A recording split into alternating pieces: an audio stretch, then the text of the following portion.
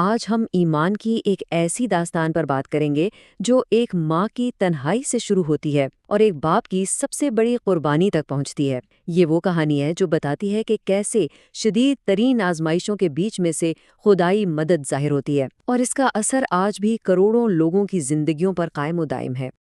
یہ الفاظ خود ہی پوری کہانی بیان کر دیتے ہیں۔ یہ صرف ایک ماں کی کہانی نہیں تھی، یہ تو ریت کے سمندر میں ایک اکیلی عورت اور موت کے درمیان ایک جنگ تھی، بقا کی ایک ایسی جدوجہد جس کا آج ہم شاید تصور بھی نہیں کر سکتے۔ تو کہانی کا آغاز ہوتا ہے پہلی آزمائش سے، حضرت ہاجرہ کی آزمائش سے، ایک ویران بے آب و گیا وادی میں بالکل تنہا، جہاں انہیں بقا کی جنگ لڑنی تھی، اور یہاں غم شاید موت سے بھی بڑا دشمن تھا۔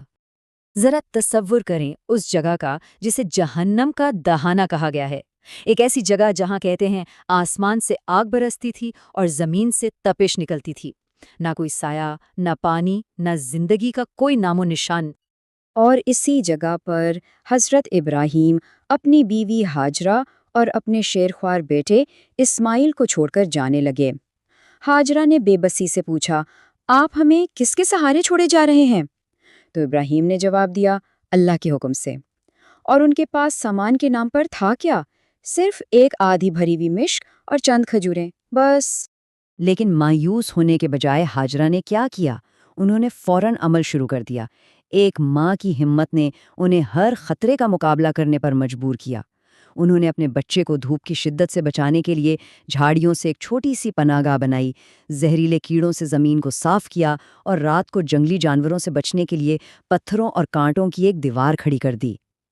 وہ ساری رات جا کر دعا کرتی رہیں اور اپنے بیٹے کو تسلی دیتی رہیں۔ تو اب کہانی آگے بڑھتی ہے۔ آزمائش کا اگلا مرحلہ شروع ہوتا ہے جب وہ تھوڑا بہت سامان بھی ختم ہو جاتا ہے اور مایوسی ہر طرف سے گھیرنے لگتی ہے۔ وقت گزرتا گیا اور پھر وہ لمحہ آ ہی گیا جس کا ڈر تھا۔ کھجوریں ختم، مشکیزے میں بس آخری 2 گھونٹ پانی باقی بچا تھا، اور بھوک اور شدید پیاس کی وجہ سے ہاجرہ کے سینے کا دودھ بھی خشک ہو گیا۔ ان کا بچہ اسماعیل پیاس سے بری طرح تڑپ رہا تھا۔ جب اس نے زمین پر اپنی ایڑیاں رگڑنا شروع کیں تو ایک ماں کی بے بسی ایک فریاد بن کر نکلی، میرا بچہ مر رہا ہے، مجھے کہیں سے ایک قطرہ پانی دے۔ یہ ایک ماں کی اپنے رب سے ایک بے اختیار التجا تھی۔ کوئی بھی ماں اپنے بچے کو یوں مرتا ہوا نہیں دیکھ سکتی، تو وہ دیوانوں کی طرح دوڑ پڑیں۔ قریب کی 2 پہاڑیوں صفا اور مروہ کے درمیان چکر لگانے لگیں، ہر چکر میں ایک نئی امید کہ شاید کوئی قافلہ نظر آ جائے، کوئی پرندہ دکھ جائے، پانی کا کوئی نشان مل جائے، لیکن ہر طرف صرف ریت تھی۔ انہوں نے 7 چکر لگائے، ہر قدم امید اور مایوسی کے درمیان جھول رہا تھا۔ اور جب وہ اپنے 7 چکر مکمل کر کے واپس لوٹیں تو انہوں نے ایک ایسا منظر دیکھا جو کسی معجزے سے کم نہیں تھا۔ جہاں ان کا بیٹا اسماعیل اپنی ایڑیاں رگڑ رہا تھا، ٹھیک اسی جگہ سے پانی کا ایک چشمہ ابلنا شروع ہو گیا تھا۔ جی ہاں، یہی وہ زمزم کا پانی تھا جو آج تک جاری و ساری ہے۔ اور زمزم کے اس ایک چشمے نے سب کچھ بدل دیا۔ اس ویران وادی میں جیسے زندگی لوٹ آئی۔ پرندوں کو دیکھ کر بنی جورہم کا ایک قافلہ وہاں آن پہنچا اور ہاجرہ کی اجازت سے وہیں آباد ہو گیا، اور اسماعیل علیہ السلام اسی بستی میں کھیلتے کودتے پروان چڑھے۔ سال گزر گئے، اسماعیل بڑے ہو گئے، اور اب وقت تھا دوسری عظیم آزمائش کا، ایک ایسی آزمائش جس کا مرکز تھے حضرت ابراہیم اور ان کے نوجوان بیٹے حضرت اسماعیل۔ یہ آزمائش حضرت ابراہیم علیہ السلام کی تھی۔ انہیں بار بار ایک خواب آ رہا تھا جس میں انہیں اپنے اکلوتے پیارے بیٹے کو اللہ کی راہ میں قربان کرنے کا حکم دیا جا رہا تھا۔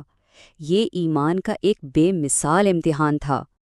ذرا ایک باپ کے دل پر ہاتھ رکھ کر سوچیں، یہ الفاظ کہنا کتنا مشکل ہوگا، لیکن حضرت ابراہیم نے سیدھا حکم نہیں سنایا بلکہ اپنے بیٹے سے اس کی رائے پوچھی۔ اس ایک عمل نے اس امتحان کو اور بھی عظیم بنا دیا۔ اور اب ذرا بیٹے کا جواب سنیے۔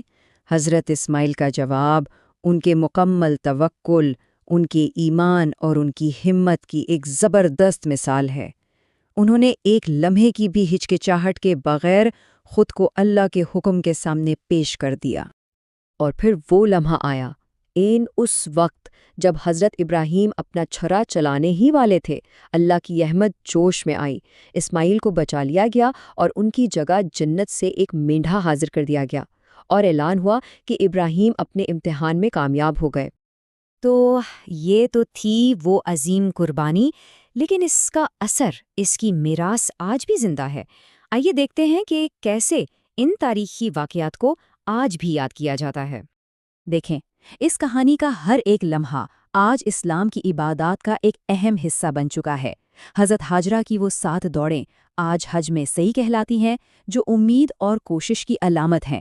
شیطان کو کنکریاں مارنے کا عمل رمی کے طور پر دہرایا جاتا ہے، جو برائی کے خلاف مزاحمت کی یاد دلاتا ہے۔ اور حضرت ابراہیم کی قربانی کی رضامندی کو دنیا بھر کے مسلمان عید الاضحیٰ کے طور پر مناتے ہیں، جو مکمل سپردلی اور اطاعت کا جشن ہے۔ تو آخر اس سب کا سبق کیا ہے؟ بات یہ ہے کہ یہ صرف تاریخ کے واقعات نہیں ہیں، یہ زندہ عبادات ہیں جو ہر نسل کو ایمان، اطاعت اور اس یقین کا درس دیتی ہیں کہ ہر آزمائش کے پیچھے اللہ کی کوئی نہ کوئی حکمت ضرور چھپی ہوتی ہے۔ یہ پوری کہانی ہمیں ایک بہت گہرے سوال پر سوچنے پر مجبور کرتی ہے۔ ہماری زندگی میں جو آزمائشیں آتی ہیں، ان کے پیچھے آخر کیا چھپا ہوتا ہے؟